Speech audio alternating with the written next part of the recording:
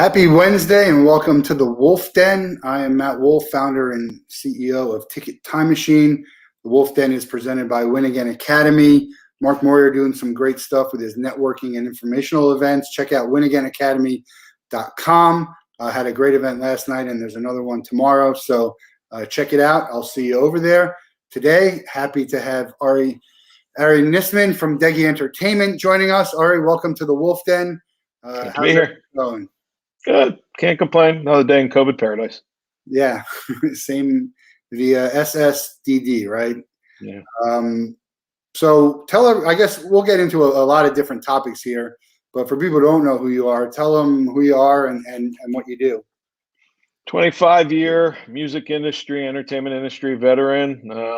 We're kind of probably a little bit more behind the curtain than most folks in the music space. In fact, we operate in a space that most people don't even know about.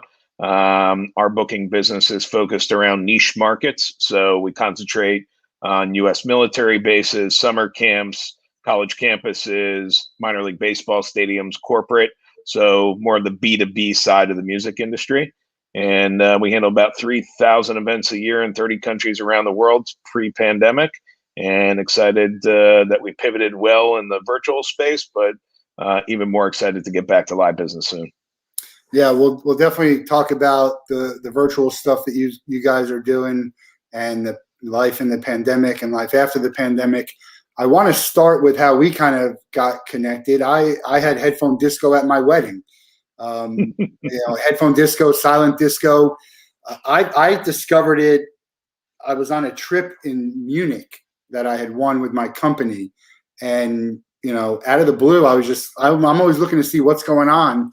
And I see this music, this like outdoor festival, and they have, headphone silent disco, they call it out there. And I had about 10 people that I brought with me to be like, hey, let's go check this out. And we get there and it was just insane. Just, crowded like you wouldn't believe, nighttime lights up, and we go up and they're sold out of the headphones. But luckily people who wanted to leave would just you give them, €5 and they'll give you the headphones instead of doing the thing, I guess you didn't clean, they didn't clean it, which they do at all these things. And they were clean. You didn't have to worry back then. You'd have to worry about it more now. But back then you're like, give me the sweaty headphones. I'll take them. But they were doing it. They were cleaning at, before the pandemic too, just to let everyone know. And sure enough, I think it might've been 5-6 months later, it was my first rock boat, and headphone disco, very popular on the 6-man events.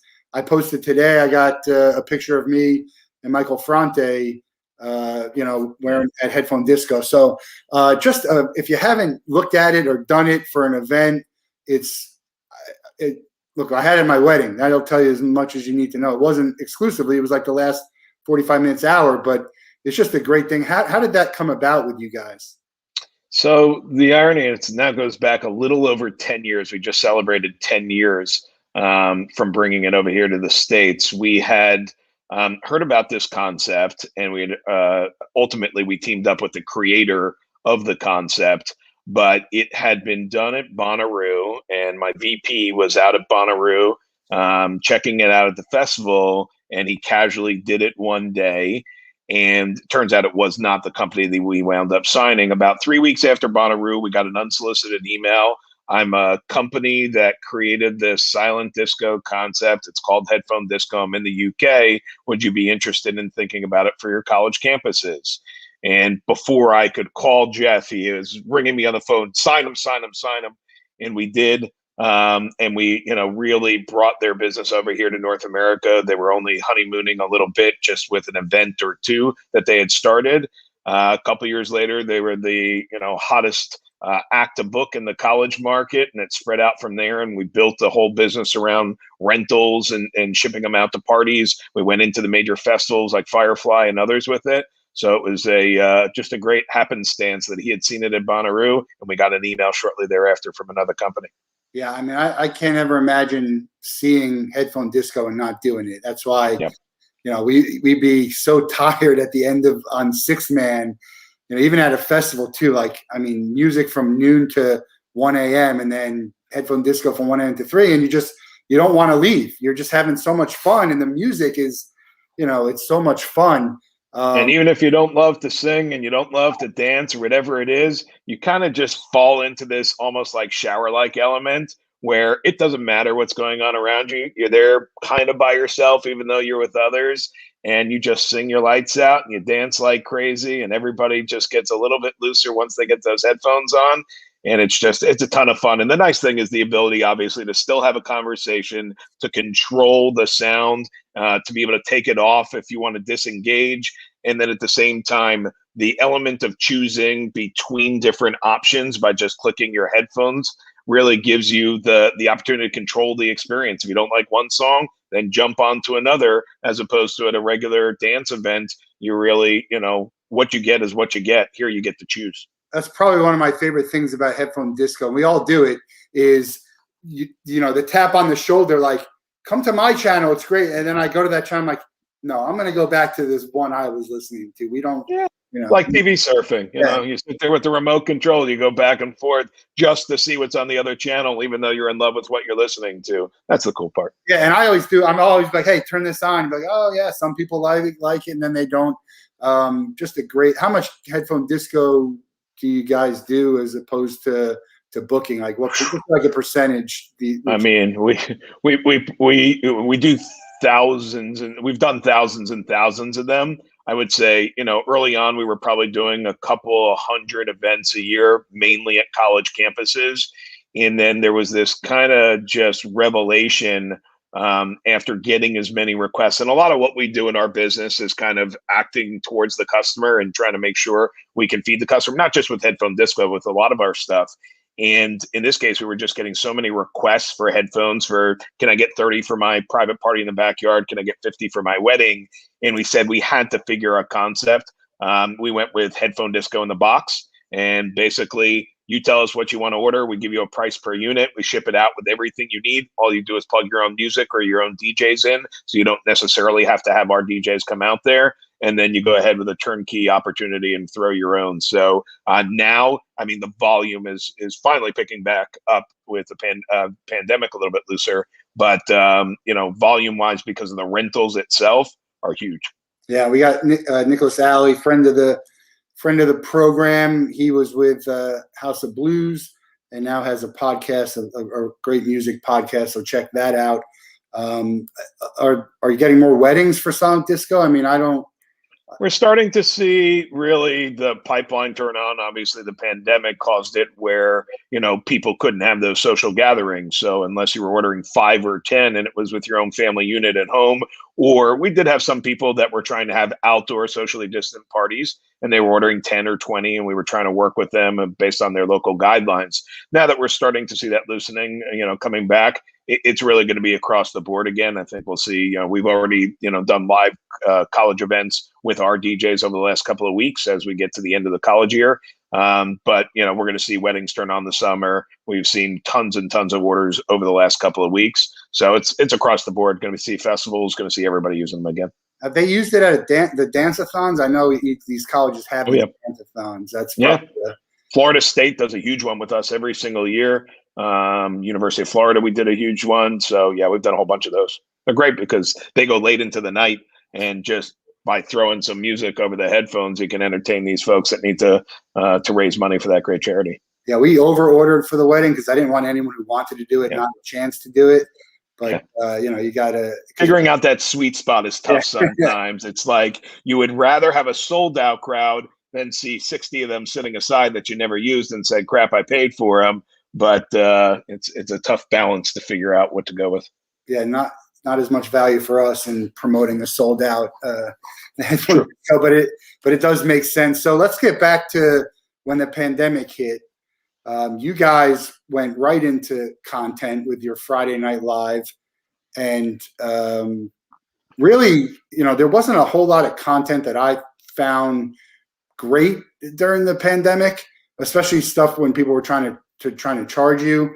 But you guys had a pretty good thing going there, where you would bring acts on, and some known acts and some of your own acts, and it was good interaction in the chat. And it was just, people look forward to it on Friday night. How did that come to be? Yeah, I mean, what we were noticing, right away is anybody who could grab a guitar or a keyboard was obviously hopping up on Facebook Live, trying to carve a niche, and the quality of it wasn't great, and everybody was kind of doing their own thing.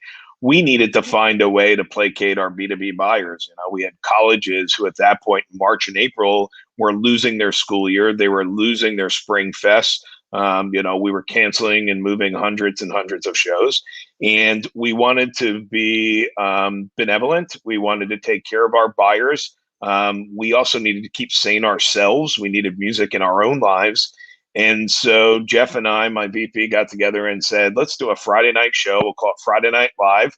And, the intent was to obviously focus a little bit on our own acts, but it took on this life where we said, that's only going to get so much traction. And the schools and military bases and others that want to watch are going to be attracted more by having national names.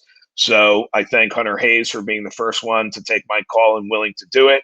Hunter Hayes led into, I think, second week was maybe Plain White Tees and Thompson Square and a few others. And each week it just grew. And after 3 weeks in, we had actually one night a real big issue where going to Facebook was having trouble from a Zoom room, and we call it stream keying, and something was broken. And so we called in a production company that my COO knew, and he said, I think they can figure something out and fix it. Well, it turns out those, couple of guys that helped us that night loved the concept and became this FanFX platform partner that we've created and now done hundreds and hundreds of events with. But what we started to do was work with FanFX to build this platform and learn in the background and understand virtual and what happens if a microphone goes out or you lose somebody out of a feed or a host goes away. And so we're actually learning while running this show every Friday night. And we built it up to, 6, 8, 10 acts on Friday nights. And, we had regulars. You were one of our regulars, and we learned how to do a meet and greet backstage the right way as our virtual merry-go-round, as we called it.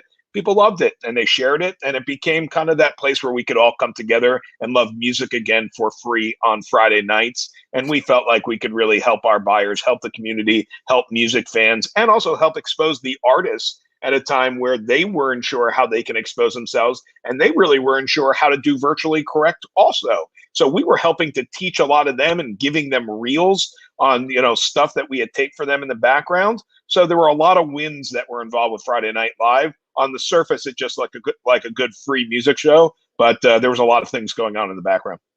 Right, and it there's a lot of content out there, even with live streams that people are paying for, that do well, but I look at it and I'm like, I wouldn't pay. I could go onto YouTube and watch a performance that was recorded. So, just because something does well doesn't mean it was such a great event.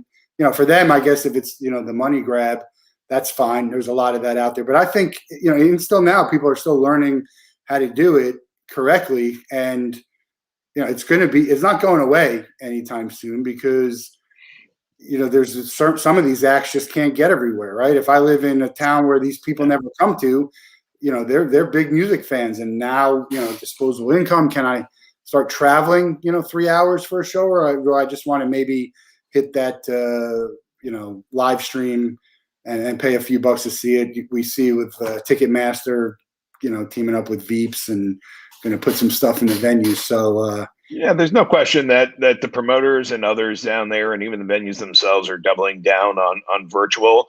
We hear the term now that everyone's using is called hybrid. What we should remind ourselves is that hybrid or live streaming concerts is not anything new. Go back to the old days where we watched Palladia TV and you watched your favorite festival, whether it was Bonnaroo or Woodstock or whatever it is. They videotaped it, and either you watched it in real time. Some of them had them on those weekends, and some of them you watched in afterwards in pay-per-view or in whatever it was. But this isn't anything new. The difference now is that it's a revenue stream, perhaps, for artists that they hadn't tapped into. It's involving a community of people that maybe have consumed music in a new way over the pandemic and enjoy that element of it, and don't either want to travel to shows. They're not willing to go around other people for a period of time. They can't reach that artist. That artist can't come to their country or their location.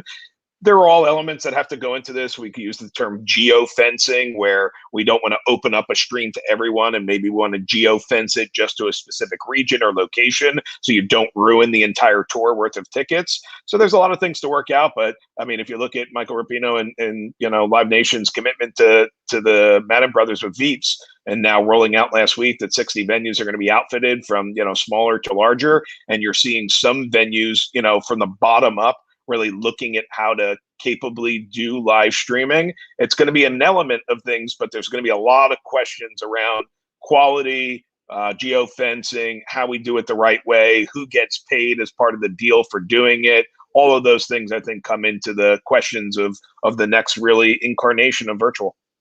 Yeah, the geofencing thing will be interesting because on the surface, it's a great idea, but I might want to see, an iconic venue like Red Rocks or Fenway if they're doing stadium shows, or the Gorge. So some people might get left out on that for certain shows. Maybe that's the last show of a tour, and that's the one that they record because now the tour is done and they're not worried about hurting the ticket sales from it. And then they make that available, pay-per-view or even free perhaps at the end, so that you can watch, the final show of that tour that happened to happen at Red Rocks or the Gorge or wherever it was. So look, there's a lot to be worked out, and I'm sure a lot smarter people in the virtual space than I am are going through those elements of how they can include it and everything. But it will be an element of things to come. And there are going to be some artists that continue to embrace it. Remember, there are going to be some that aren't. And there are going to be some promoters and buyers that don't want to have anything to do with it. So I think you'll see a mishmash of things. Yeah, and you're one who's been at the forefront of what's coming or what just happened. So you with Friday Night Live, and then you introduced Degy World. So talk a little bit about Degy World and what that is, because that was feeding on what was needed at the time and still will be needed, but at the time, and I can, I'll tell you my opinion afterwards, but tell everyone about Degy World.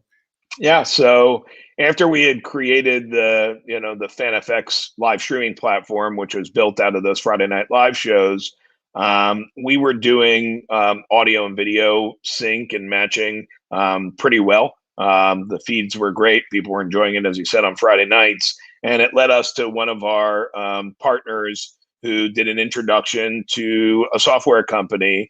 And the software company said, we've got some software. It's not really in the music space. Would you take a look, give us some commentary, and maybe help us to get it music ready? And we came in, thinking it might be just a little consultancy thing with them.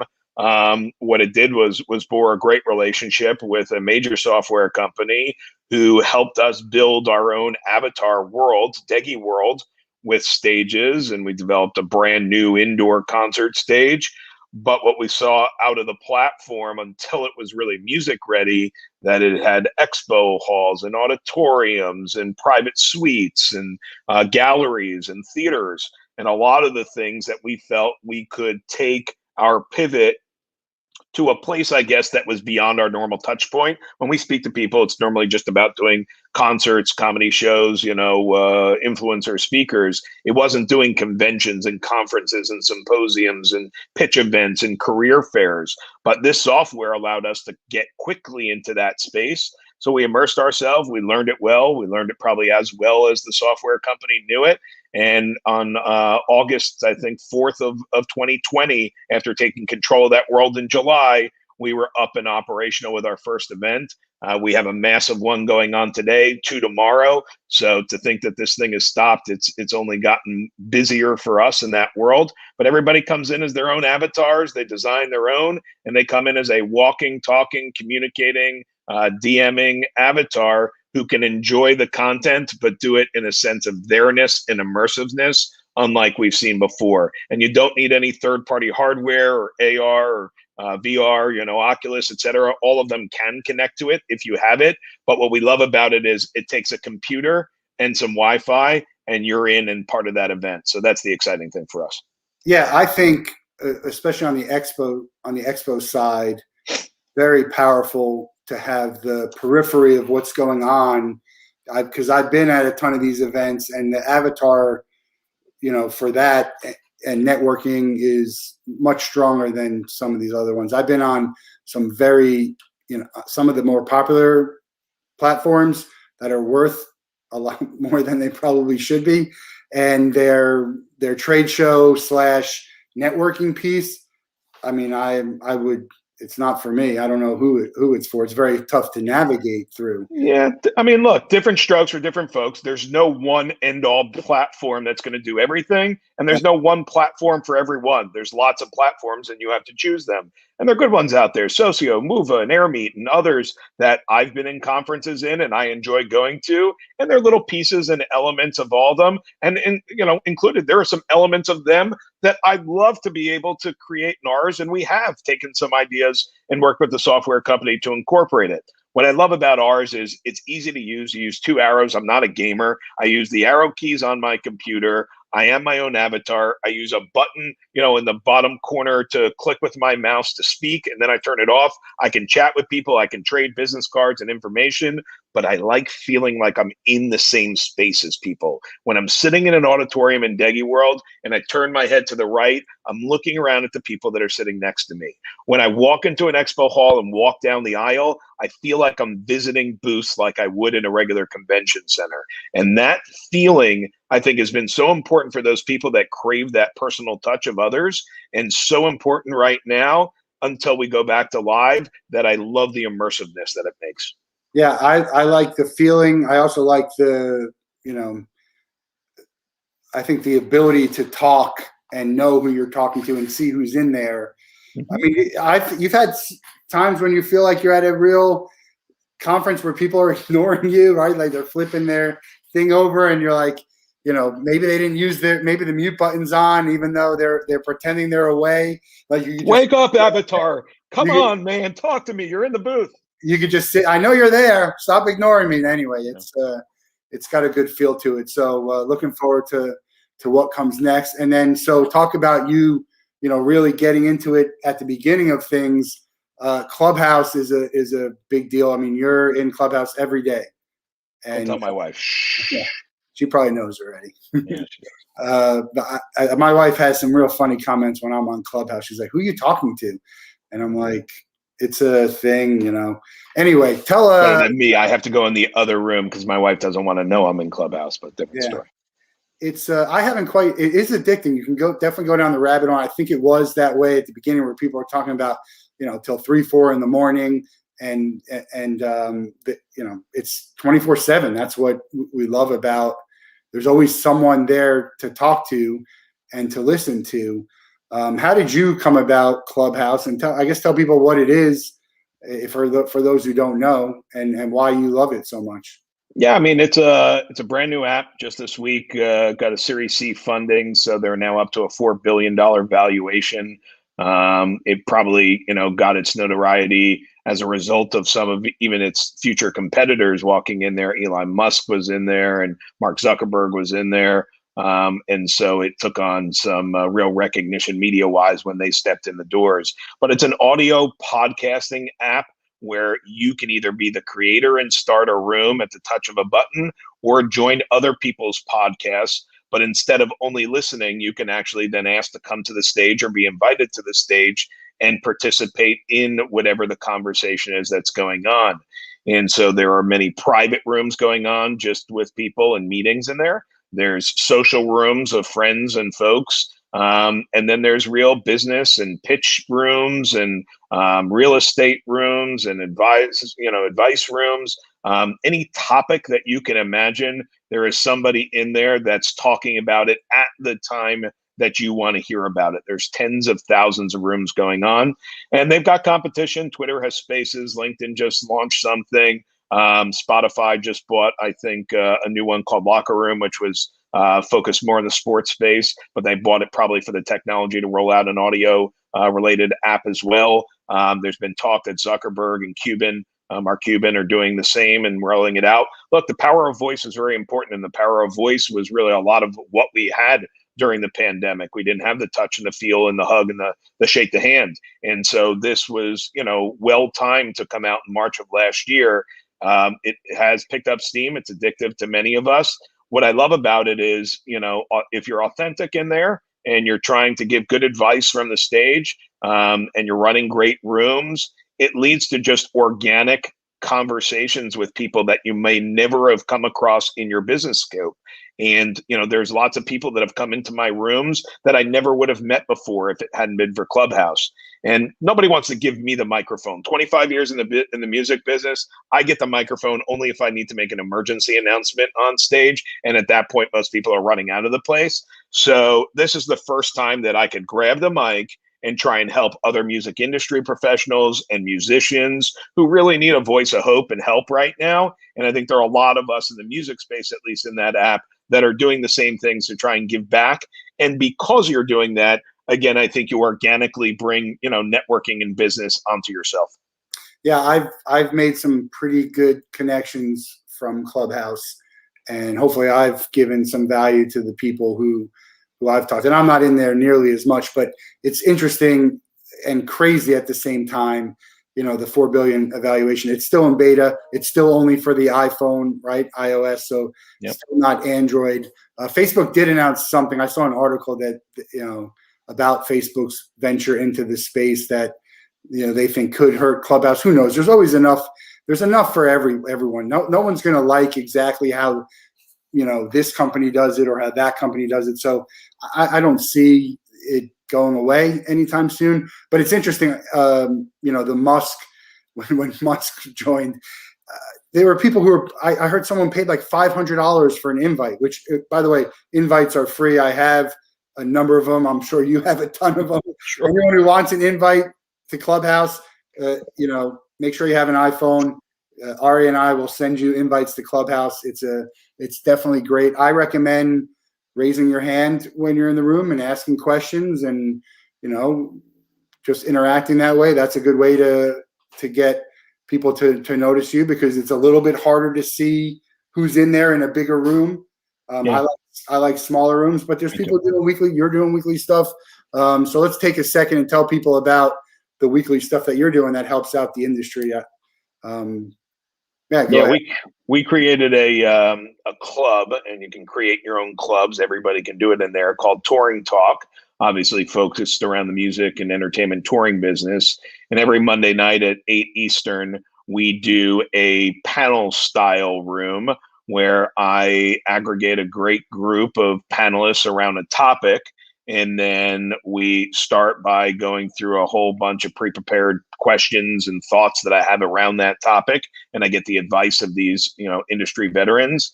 And then we toss it down to the crowd, who has the opportunity to participate, like you said, either by raising their hand and coming to the stage and vocally asking their question, or we have our touringtalk.club website, where for those people sitting on the couch with their wives like you and I who don't want us to talk, or dogs barking and kids yelling, they can go right to the touringtalk.club website and submit a question or a submission for a panelist right there through our website. So we took it off app, if you will. And we've had hundreds of people join us every Monday night at 8. And it's been a great way for our community and industry to get together and talk about touring. And candidly, I probably learn as much as everybody else every week, because I get to really control some of the narrative of the room as the lead moderator. And I get to ask those questions that I've always wanted to ask.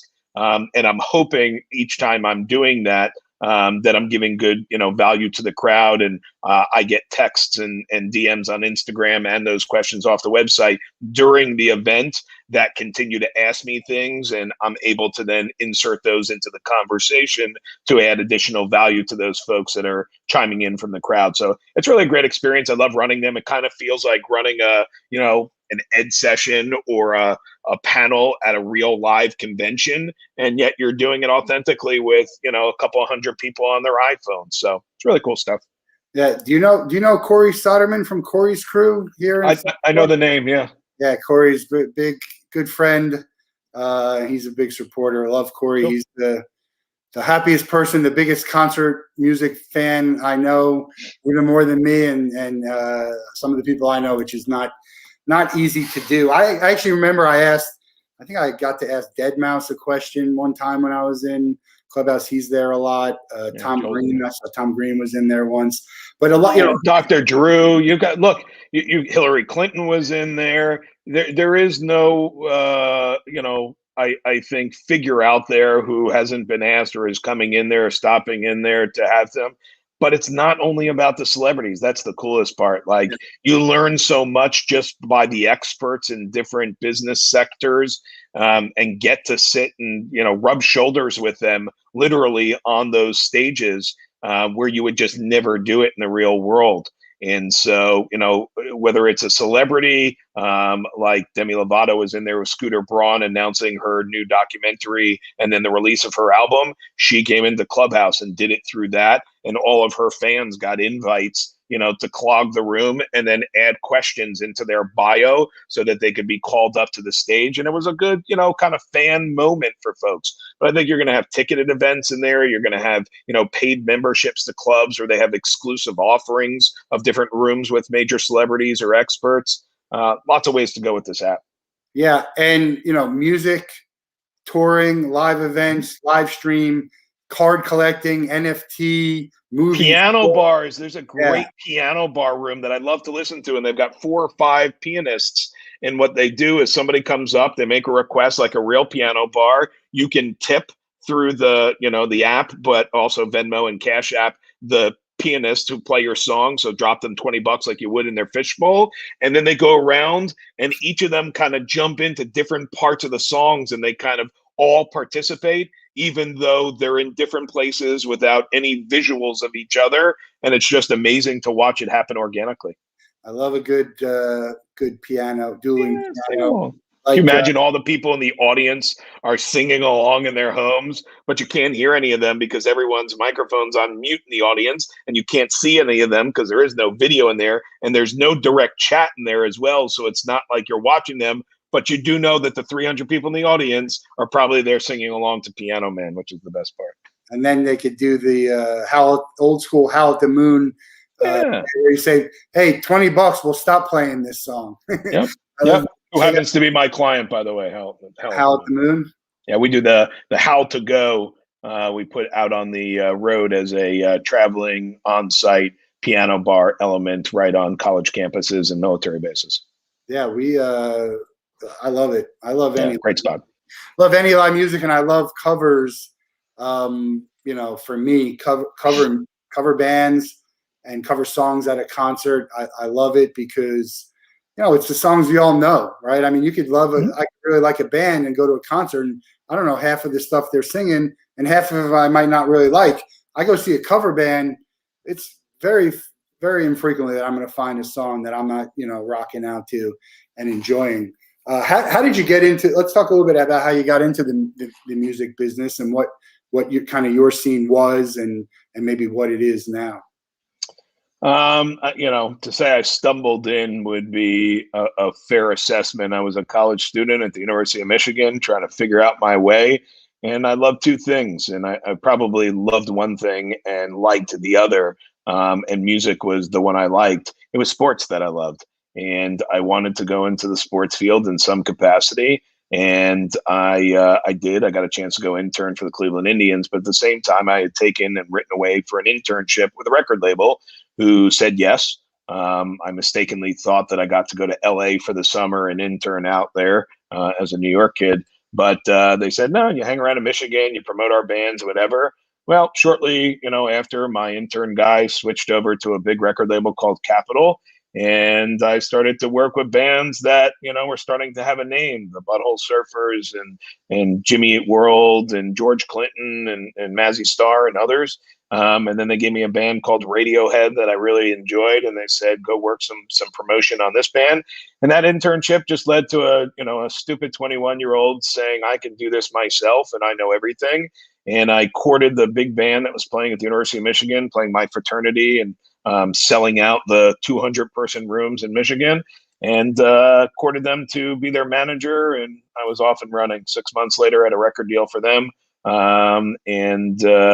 I started to get calls from other bands, and it started to, aggregate a bit of a roster.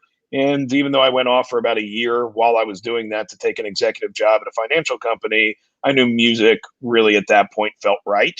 And I lost a lot of money for a bunch of years trying to build up what was a management company, then a booking agency. And then somewhere around the probably 10 years in, something clicked and went right. And then from there, everything's been wonderful.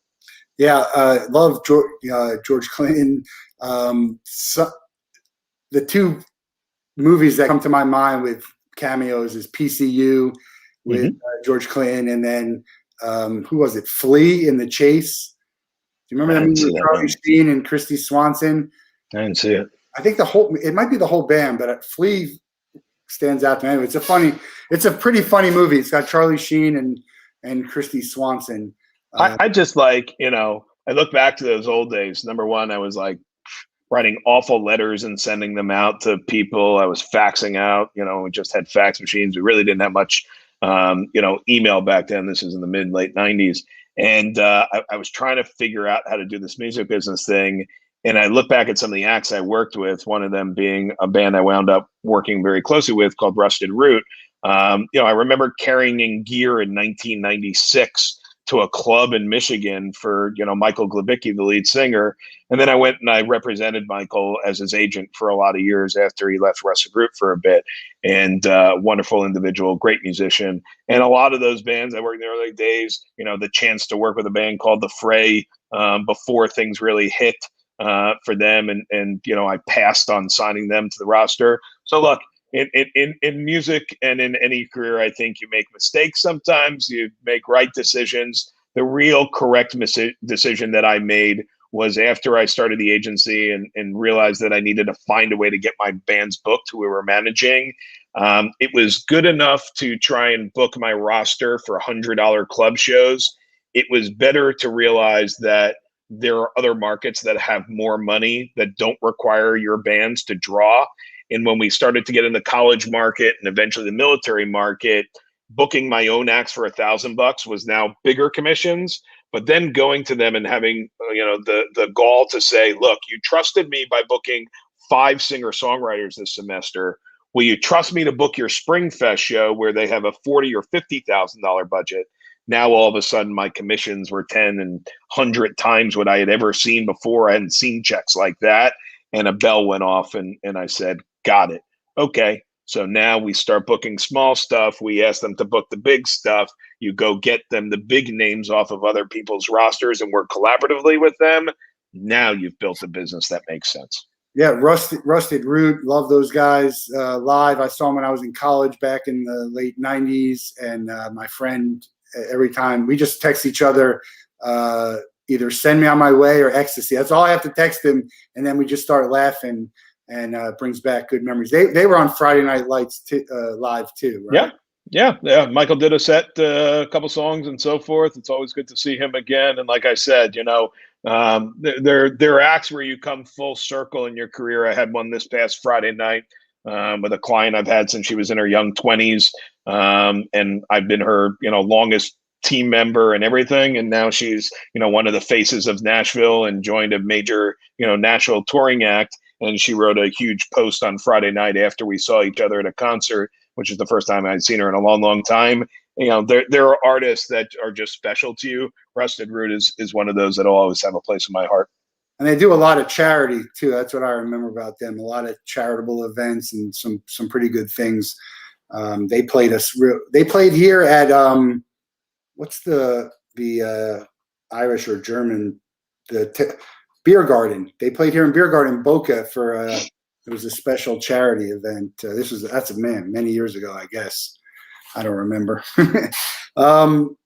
So tell us about your journey and moments you thought I should probably stop, but you went through it, because that happens a lot, with entrepreneurs or, trying to get started and you hit that roadblock. And I always say, once you get past that first one, they kind of all become a little bit less and less. But were there moments when you thought you might have to give it up, maybe just because you had a little doubt about it was going to work, or financially it's tough. You have to be prepared to not make money when you start a business. And that's a tough thing to do.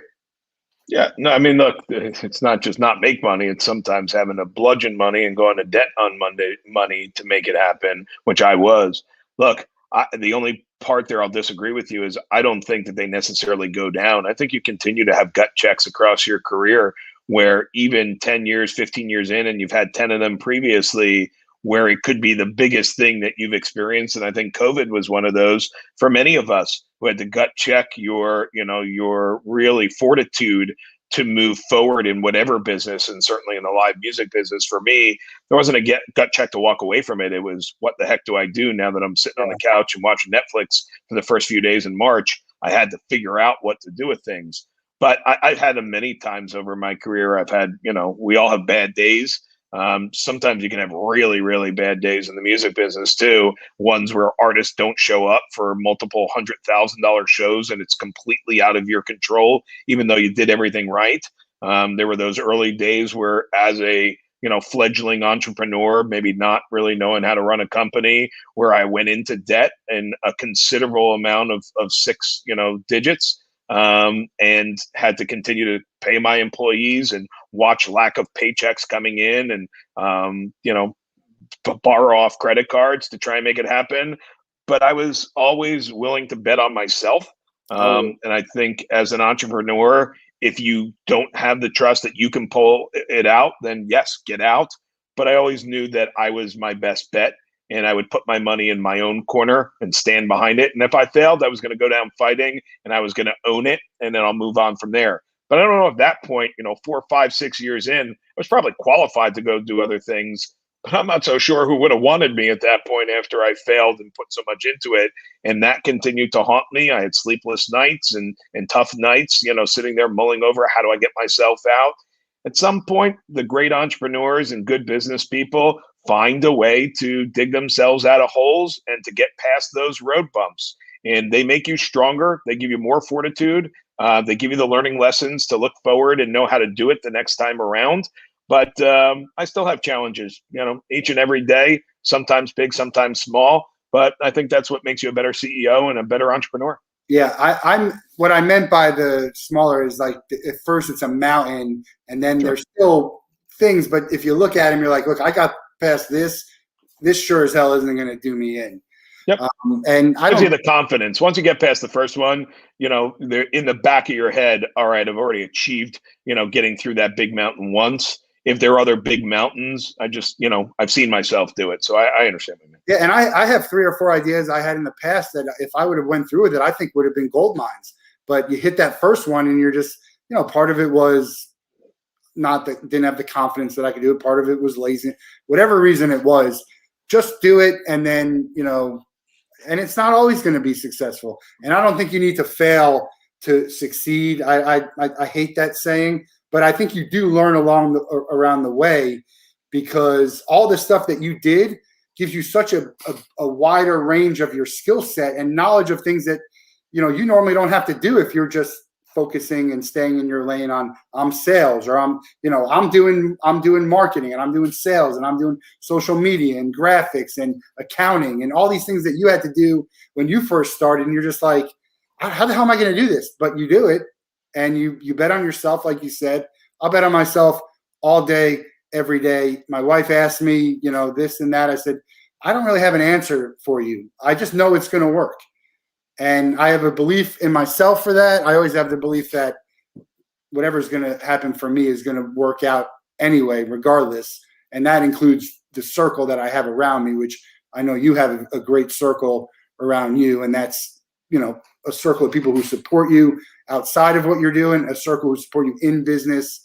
Has that grown larger or smaller because of COVID? I made the move from New Jersey down to Florida 4 years ago. I'll never look back. And I was lucky to come down to an area, near you, in a community that has lots of other business owners and entrepreneurs who, for I think the first time in my life, I surrounded myself with people who knew what I was going through, which I think is tremendously important for your support group.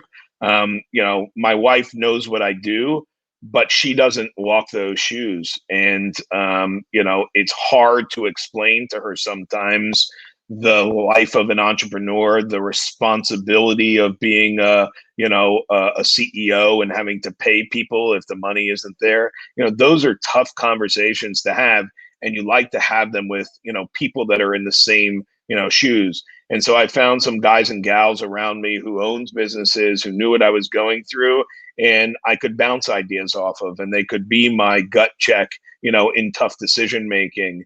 And those people are incredibly, close to me. And I call it finding my tribe. And, that tribe allows me to really, move onward and take chances because they validated those chances I wanted to take. And so I think it's incredibly important to have a support group, not just of people who are yes men and women or who are family. I think you need to have people who are also willing to, say no to you and test you and get you to think alternately about, certain decisions you want to make. Because I think it helps to either validate or invalidate the next decisions you're going to make in a career, in a certainly in a business incarnation and growing your own. You're going to have times where you have to make really hard decisions and take those risks of things that you said, could have been $1 million ideas, and you decided to either take them or not. And there's a lot of decisions that go into doing it, as you know. And I think having the right people around you to help you make those decisions is incredibly important. Yeah, and doing something that you're passionate about and enjoy, there's no value you can put on that, because I have so many friends who are just miserable at what they're doing, and they're making some good money, and they're kind of stuck. They're stuck at it, and they don't want to take the shot. And it's easy for me to say, leave this job that you're doing well and take a shot, because the grass isn't always greener on the other side. But staying where you're at is, I think, a mistake. And that could be where you live, where you work, who your friends are, boyfriend, girlfriend, husband, wife, whatever it is. Life can be short, as we know. And I think I think it's hard, though. Everybody's got to walk in their own shoes, and you don't know what shoes somebody else is walking in. I think the same way goes for, now these difficult conversations we're having about vaccines. I think it goes, with people who are changing jobs or leaving jobs.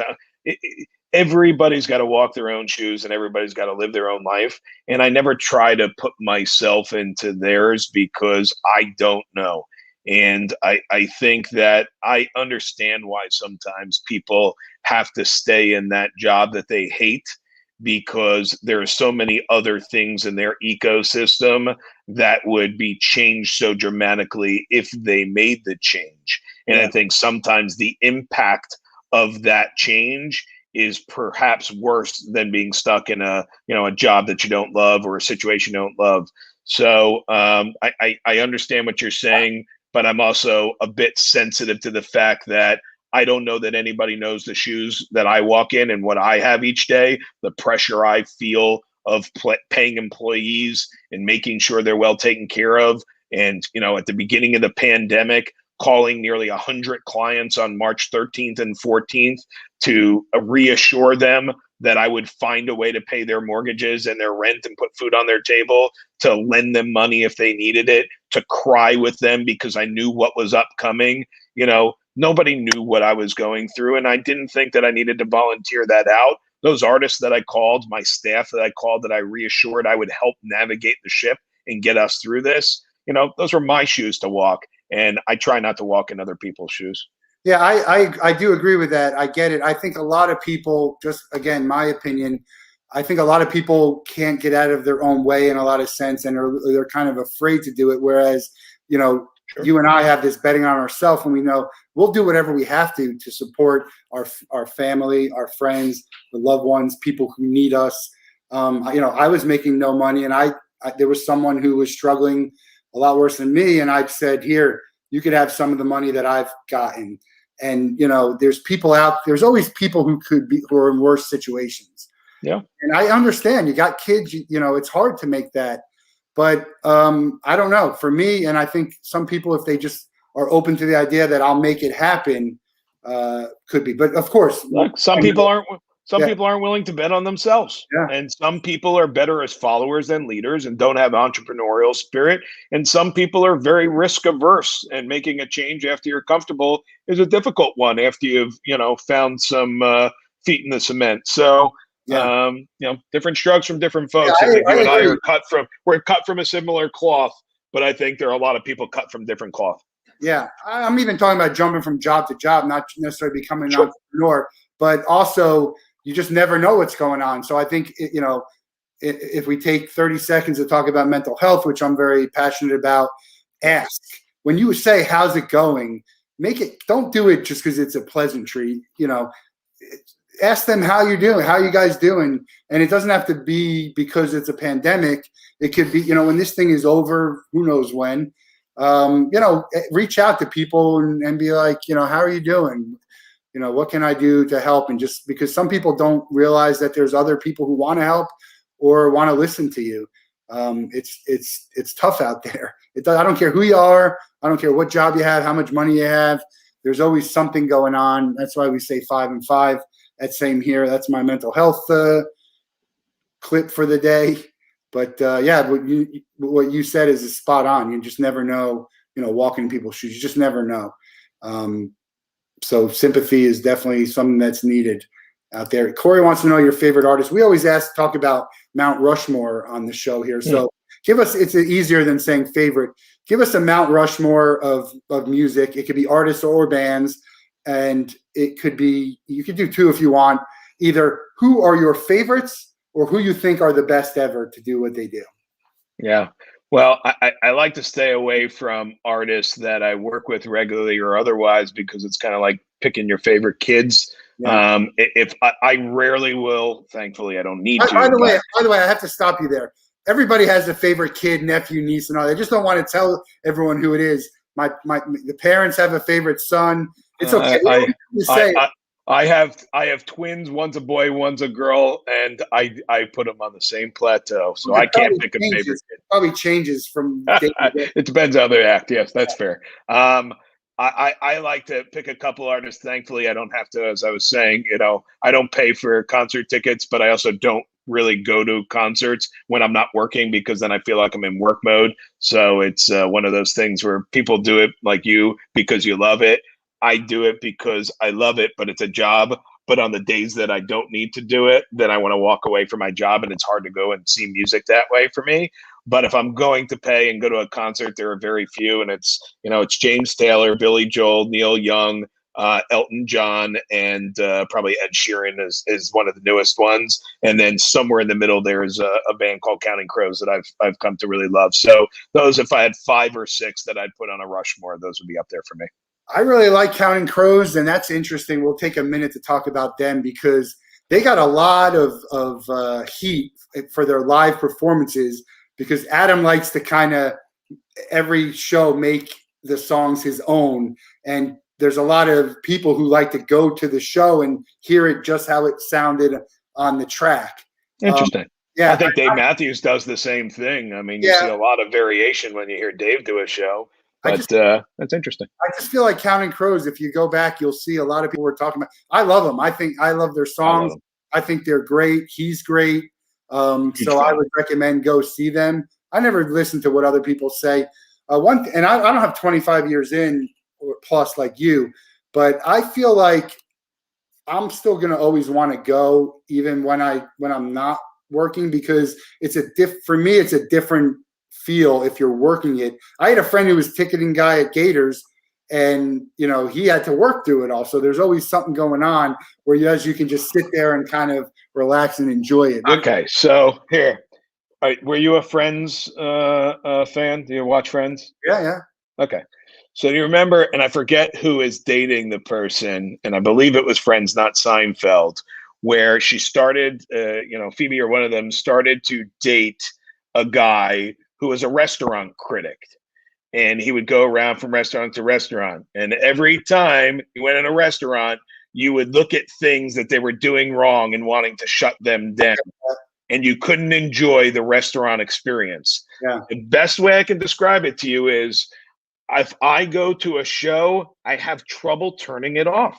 It's in my brain. I do this, look, we do 3,000 shows a year. Somebody asked me on a podcast in the last day or two, how many shows have I done in my career? It's probably close to 50,000 events that I've been involved with in my 25, plus years. You do it so much, you look for things like, if it starts to drizzle, What are they doing in the rain plan backstage right now? Are they going to have to move the show times? You know, are they looking at the weather app to see if there's lightning coming in, and do they have their emergency messaging ready to go? Why would I think about that if a couple of drops feel in my head and now I'm sitting here worrying about that instead of listening to the musician? Or, you know, I see some guys on stage and they're running around, whatever. I know there's tech issues. I know something's going on. And I'm wondering, what are they? I can't turn my brain off from it. So it's kind of like that restaurant person who can't just go and enjoy a great meal. I have trouble enjoying a great concert without putting my business hat on. We had a couple writer actors last week. Opportunity, that's Opportunity Knocking. They do a little short, and that was a question I asked them. I said, you know, is it hard for you to sit through a movie and kind of watch it for the pure enjoyment, or are you always thinking about the writing style and the acting style? So I get it. Certainly does make sense to me. And I wonder if the musician, which I'm not, I'm the business side of it. I wonder if a musician can sit through a show and not do their own sense of more critical, artistic, you know, type of commentary, and whether they can really enjoy it. I think they can. For me, it's just always thinking about the logistics and the business of the show. And so I just have a tough time turning it off. So if my wife was to come with me, and she doesn't love, you know, music, so it doesn't matter any live music at least, and she certainly doesn't like going to me with me to live music. But if we were there, I'd be in her ear talking about, like, you know, did you see over there? They're lining up for the meet and greet. That's why they're off to the side and they've got those special. And she'd be like, I don't care. Just let me listen to Sarah Bareilles and enjoy it. Yeah, my wife doesn't like going in the same car with me to shows because I don't leave early. Like I'm never gonna be like, hey, I've seen enough, let me go. It's a sickness in a way. But artists do enjoy, because when I'm on the 6-man events, the Rock Boat and all of them, you'll see them standing in the back and kind of jamming out. And then I was actually at Tortuga a few years back, and Michael Fronte was standing like right next to me, really rocking out to Kenny Chesney, who I don't think you probably heard much of. And now they're actually touring together. When it comes out, he was taking notes and he was really jamming to it. So I think some of them can. It's great to see. And I'm sure there's some industry folks who can too, and who can think past their job into live music and whatever the case may be. And this is not to say that I have to go out and see bands sometime that I don't represent, to understand the show, to go scout an artist we might be signing to our roster, to support some other industry personnel, or to go placate my wife or friends or otherwise. So don't think I don't go out and see live music, whatever. It's just hard for me to turn my business hat on, and it makes it difficult for me to really utterly enjoy the experience. So my enjoyment is often having to get away from it and doing something different. Yeah, I'll go see a sporting event 7 times a week more than I would a music event, just because I need to get away from it. But that's a good point. And the same with my friend is the sports and entertainment industry is so glamorous. But once you're in it and you're working the game instead of watching it, you know, it might lose its fun in some ways. But so people have to think about that. You know, it's not just, hey, I can just sit back, relax, and enjoy with no worry in the world as an event's going on. You got to think about that. We'll get you out of here on this. Same question we ask everybody. Reason we ask it is somehow I'm going to make it come true for one of my guests. So you have 24 hours to spend with any person. They have to be living, and you can't be related to them. Who are you going to choose, and what are you guys going to be doing? Doesn't have to be music. It could be, and we've had some pretty interesting answers. Elon Musk was the answer yesterday. We've had Obama and Tiger and Oprah. George W. Bush is one. Trump. I mean, just a real. We've run the gamut. Great question. See, I'm much more interested in meeting some folks or seeing folks again who have passed away, than I am living. It's and I can see to me, and it goes back into the question we're just having. Musicians are just people to me. I see them backstage, and they authentically are just people. And so I've met celebrities and I've met music stars. I've worked in the sports and music business. They're all just people. And so it's hard to say that any of those are ones that there still could be people that you really would like to, pick their brain in a real honest moment, not in, around, and they could be who they are. or it could be a non-celebrity or a non-sports entertainment. Yeah. I'm trying to. Jeez, that's such a great question, and I'm sure nobody is stumped by it. Some people do get stumped by it, and I also had to say that you're not related to him because we had people saying like my father, even if they're living, like my dad, who I never met because I was adopted or whatever it is, or some of that, or we became estranged, and now all of a sudden you're pairing up families. I'm going to make it happen one way or another for some of my guests, so make it count. We'll put it on the list. I'm going to say I would like to meet who's got some really good stories. I think a former president just to sit down and have conversations is a smart thing with, probably Obama 1 and Clinton 2, just because I think there's some great conversations. So, and the funny thing is, whether you do it or I do it, I often, because I work for the military bases, am in locations where there are sometimes presidents or former presidents. So I might get close to it, but I can't figure out somebody I would if you allowed me a person who had passed away, I'd pick my father 10 times over to reunite with him and just say I love you one more time. But hard for those that are still living. Where were you in your career when your dad passed? It's a great question. I was in college, but I was between my junior and senior year doing an internship with the Cleveland Indians AAA team in Buffalo. I was trying to, get in the sports industry. So as an intern, I would dress up as the mascot and go make appearances at, radio stations and food stores. I'd do anything to try and earn a couple of bucks and learn my way into the business. And that morning I was supposed to do as a game day announcer at the stadium for a high school or, lower school game.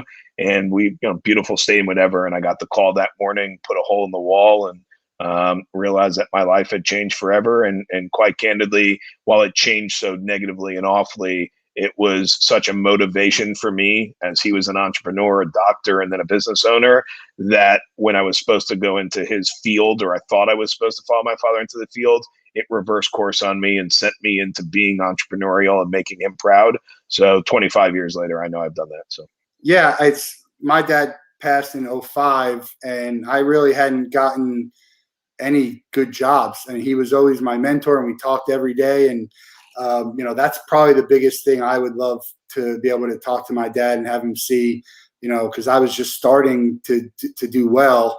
And even my last job he'd be real proud of, and I know he'd be proud of what I'm doing today, and be right there to help just as much. So I think everyone, that's obviously a fine choice. If you have your father and your mother now, do not take it for granted. I know a lot of people don't talk to them. You gave me one last thing that was in my mind. Do people ever ask you to do like a radio DJ? Because you got that deep voice. You got it's a distinguished voice. Has it ever come up to you, radio? Or?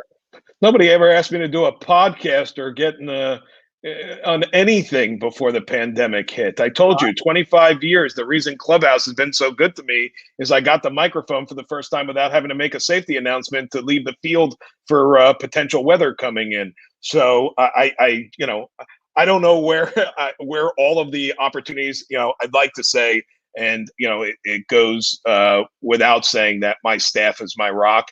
And when I had to pivot in March to the pandemic, while I might have been, it might have been the best CEOing of my career in 25 years, it was my staff that carried through, the ability to pivot and do what we did. And we were never out in front of the curtain as a company.